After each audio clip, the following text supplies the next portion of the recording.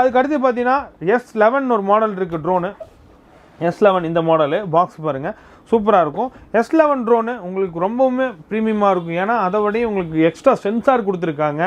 கொஞ்சம் அவாய்டன்ஸ் வந்து உங்களுக்கு பண்ணோம். அதே மாதிரி ஸ்ட்ரிப் லைட்ஸ்லேருந்து உங்களுக்கு லைட் செட்டிங்ஸ் எல்லாமே சின்ன சின்ன சேஞ்சஸ் ஆகும். உங்களுக்கு வந்து